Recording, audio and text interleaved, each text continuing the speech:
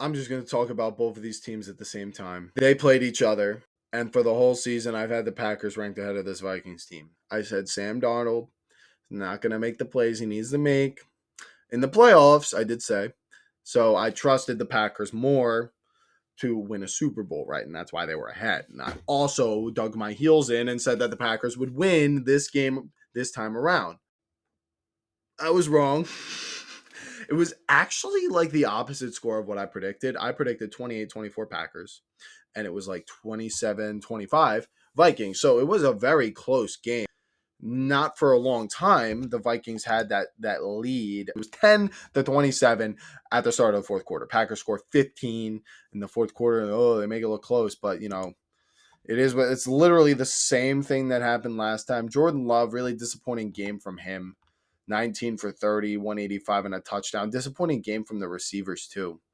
Where was Jaden Reed? One catch for 6 yards. Bo Melton had a better game than he did.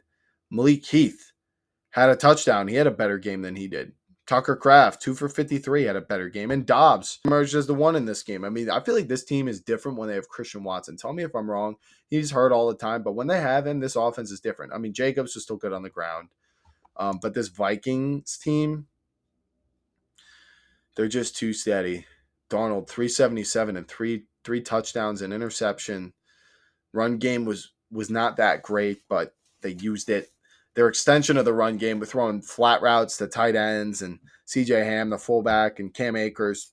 That's like an extension of the run game. And Aaron Jones, they 9-10. They completed basically 10, what I would assume is check down passes. So add that to the run game total. Jefferson, 8 for 92. Naylor scored. Addison scored. That's a Vikings game right there.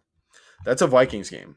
They get all their weapons involved. The Vikings are just a very well-rounded team, and I complained saying, oh, their downfall is Sam Darnold. They have everything but a quarterback. Well, I'll give it to them. They got a quarterback this year. Darnold looks different. I mean, I'd like to see him come from behind because he is going to be losing at one point in the playoffs, but hey, maybe he won't. Maybe he won't. Maybe the Vikings will win the Super Bowl.